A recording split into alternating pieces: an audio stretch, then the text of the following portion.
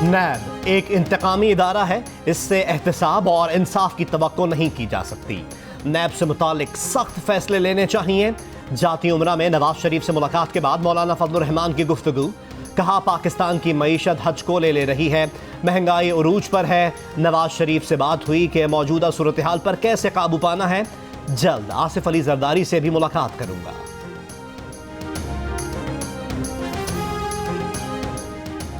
Ambulance की बजाय फजलुर रहमान वहां पहुंच गए। मौलाना फजलुर रहमान और नवाज शरीफ की मुलाकात पर फवाद चौधरी का तबसरा। कहा हमेशा की तरह झूठ बोला गया। नवाज शरीफ तो इतने बीमार थे, सुप्रीम कोर्ट को बताया था कि जमानत ना मिली तो जान को खतरा है। फजलुर रहमान मियां साहब को सियासी ऑक्सीजन दे रहे हैं, अदालतों को नोटिस लेना चाहिए। हमजा शहबाज कहते हैं कि सियासतदानों का मिलना अच्छा शगुन है। महंगाई ने गरीब आदमी की कमर तोड़ दी है। इमरान खान न्याजी इंतकामी कार्रवाइयों में मसरूफ हैं। ऐसी कार्रवाइयां हमें डरा नहीं सकती।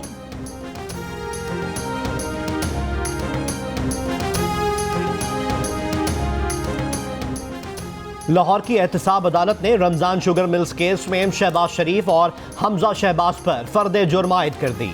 शहबाज शरीफ और हमजा शहबाज का सेहत जुर्म से इनकार। नैब प्रोसिक्यूटर ने कहा कि रमजान शुगर मिल केस इख्तियारात से तजावुज का केस है। मिल के लिए सरकारी खजाने से नाला बनाया गया। शहबाज शरीफ ने कुछ कहना चाहा तो अदालत ने रोक दिया।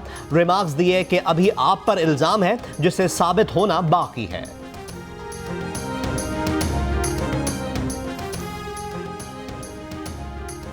एहतसाब अदालत लाहौर के जज अदालत से मंसूब गलत खबर चलाने पर नैब पर बरहम। रिमार्क्स दिए कि हमजा शहबाज की गिरफ्तारी और घर पर छापे में पुलिस मदद की नैब की दरखास्त मुस्तरद कर दी थी। खबर चलाई गई कि अदालत ने दरखास्त मंजूर कर ली है। बाद में मीडिया से बात करते हुए हमजा शहबाज के तर्जुमान अताउल्लाह तारर ने कहा कि डीजी नैब और हुकूमत का गठजोड़ खुलकर सामने आ गया। जज साहब के रिमार्क से साबित हो गया नैब और हुकूमत ने तमाशा किसी और मकासद के लिए लगाया। अदालती फैसले को बदनाम करने वालों के खिलाफ कार्रवाई का मुतालबा। 2008 से 2018 के दौरान बैरूनी कर्जा 60 अरब डॉलर बढ़कर 97 अरब डॉलर पर पहुंच गया। ये पैसा कहां गया? वफाकी वजीर इत्तलात फवाद चौधरी का सवाल। फिर खुद ही जवाब दे दिया। कहा यह पैसा दो खानदानों ने आपस में तकसीम किया। नवाज, शहबाज और जरदारी इस तमाशे के मरकजी किरदार हैं। पैसा हुंडी और हवाला से बाहर भेजा गया, घुमाया गया, जाली अकाउंट्स और जाली लोग इस्तेमाल हुए। इस तमाशे के साइड रोल वाले दर्जनों हैं। मैंने शहबाज शरीफ को ग्रीन सिग्नल मांगते देखा और एनआरओ मांगते सुना था। वजीर रेलवे शेख रशीद का दावा। कहते हैं शरीफ बरादरान के लूटे पैसे कौम अदा कर रही है। शहबाज का हथौड़े वाला और आसिफ जरदारी का फालूदे वाला अंदर से एक निकलेंगे। ये भी कहा कि बाबरी मस्जिद का मंशूर ऐलान जंग है। अगर मोदी इलेक्शन जीत गया तो पाकिस्तान के साथ भारत के ताल्लुकात नहीं रहेंगे।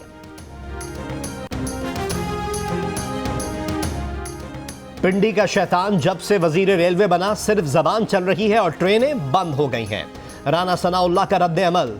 कहा शेख रशीद बताएं कि शहबाज शरीफ ने किससे एनआरओ मांगा, वरना इस्तीफा दे दें। इमरान नियाजी को चाहिए कि पिंडी के शैतान की वजारत वापस लेकर शहबाज शरीफ का चौकीदार बना दें। जाली अकाउंट्स केस में नैब का दूसरा रेफरेंस भी समाअत के लिए मंजूर। एहतसाब अदालत नंबर 2 में मुंतकिल। रजिस्ट्रार एहतसाब अदालत ने पिंक रेजिडेंसी रेफरेंस की स्क्रूटनी मुकम्मल कर ली। जज मोहम्मद अरशद मलिक रेफरेंस की समाअत करेंगे। रेफरेंस में नामजद 19 मुल्जिमान पर खजाने को 2.5 अरब रुपए नुकसान पहुंचाने का इल्जाम है।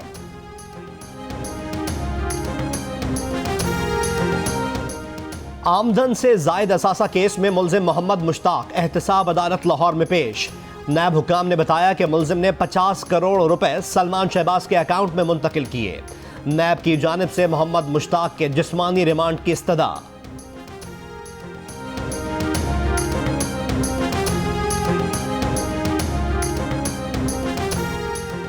अल अजीजिया स्टील मिल्स रेफरेंस में सजा के खिलाफ नवाज शरीफ की अपील पर समाअत आज होगी।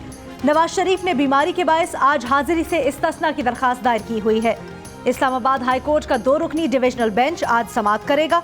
एहतसाब अदालत ने नवाज शरीफ को अल अजीजिया रेफरेंस में 7 साल कैद की सजा सुनाई थी।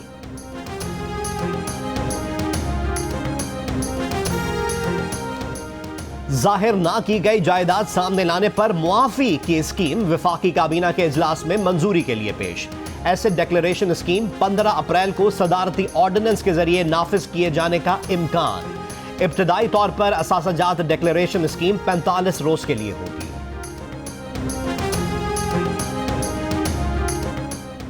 एमनेस्टी स्कीम के बारे में इमरान खान और तहरीक इंसाफ का मुतजाद मौक़िफ़।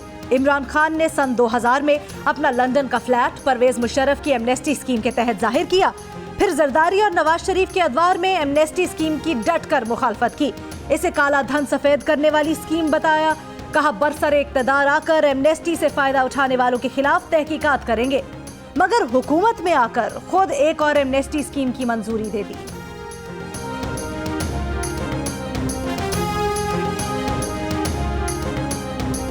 एंटी मनी लॉन्ड्रिंग कवानीन। FIA ने भी नैब के इख्तियारात मांग लिए।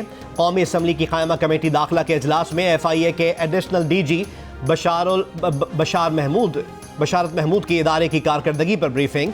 कहा एंटी मनी लॉन्ड्रिंग कानून में बहुत खामियां हैं जिसकी वजह से नताइज नहीं मिल पाते, रिकॉर्ड बर वक्त नहीं मिलता, तहकीकात इल्तिवा में पड़ जाती हैं।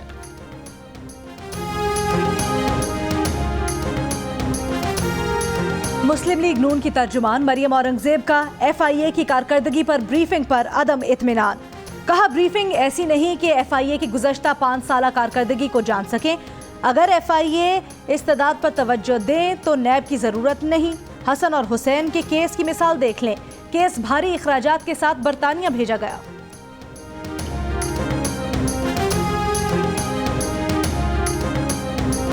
अच्छा, बंदों की शॉर्टेज हो जाएगी, इतनी नौकरियां आपकी आने वाली। मैं ये नहीं बात कर रहा सालों की, मैं हफ्ते 10 दिन 2 हफ्ते 4 हफ्ते की बात कर रहा हूँ। ये तो बहुत बड़ी खुशखबरी दे रहे हैं ये आपको कि चंद हफ्तों में पाकिस्तान के हालात ठीक होने वाले हैं। पान वाला ठेले वाला भी कहेगा मुझसे टैक्स ले लो। हफ्ते 10 दिन में पाकिस्तान के अंदर नौकरियों की बारिश होने वाली है। मुल्क में नौकरियां ज्यादा हो जाएंगी और बंदे कम पड़ जाएंगे। वफाकी वजीर फैसल वाडा का दावा। कहा चंद हफ्तों में स्टॉक मार्केट, प्रॉपर्टी सेक्टर, सनती शोबा सब अच्छे होने वाले हैं। हालात इतने अच्छे हो जाएंगे कि पान वाले और ठेले वाले भी आकर कहेंगे कि आओ हमसे टैक्स ले लो। प्रोग्राम कैपिटल टॉक में कहा ऐसा ना हो सका तो मेरी तिक्का बोटी कर दी जाए। हामिद मीर ने सवाल किया कि रज़ाक दाऊद ने कहा है पाकिस्तान तो कंगाल हो चुका। वाडा बोले रज़ाक दाऊद मुंतखब रुकन असम्बली नहीं है।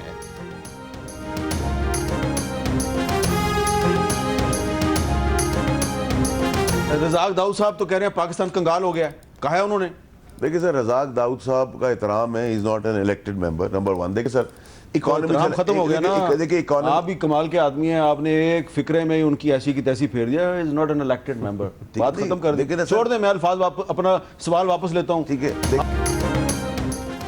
MQM के 2 साबिक सीनियर रहनुमाओं ने इमरान फारूक कत्ल का राज फाश करने की धमकी दे दी।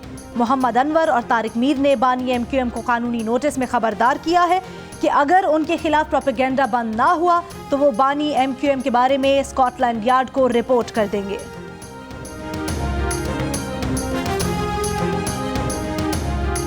इसराइल और भारत की क़यादत वोट लेने के लिए अखलाकी पस्ती का मुजाहरा कर रही है। वज़ीर आज़म इमरान खान की भारत और इसराइल पर तनकीद। कहा इसराइली और भारतीय रहनुमा मगरबी किनारे और मकबूजा कश्मीर पर जबरी काबिज़ हैं। अक़वाम मुत्तहिदा की करारदादों की धज्जियाँ उड़ा रहे हैं। आलमी क़वानीन की खुल्लम खुल्ला खिलाफ वर्जी कर रहे हैं।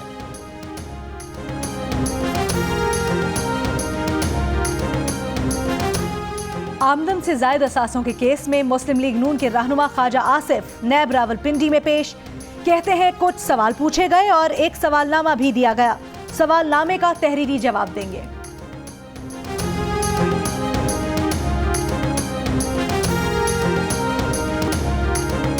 साबिक वज़ीर आज़म नवाज शरीफ मेडिकल सिटी पहुंच गए। स्पेशल मेडिकल बोर्ड के मुआलिजीन से इलाज से मुतालिक मुशावरत होगी। नवाज शरीफ के ज़ाती मुआलिज डॉक्टर अदनान खान कहते हैं मेडिकल बोर्ड नवाज शरीफ को इलाज के मुख्तलिफ हतमी ऑप्शंस से आगाह करेगा।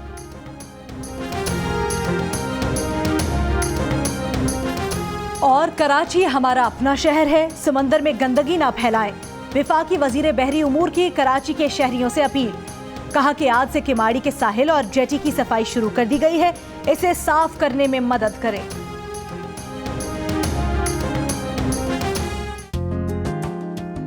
वो Watch your favorite Jio TV shows and programs anywhere, anytime. Only on Sling TV. Enjoy the freedom of no long-term contract and free 8-day replay, making your favorite shows available for 8 days after they air. For more details, visit sling.com.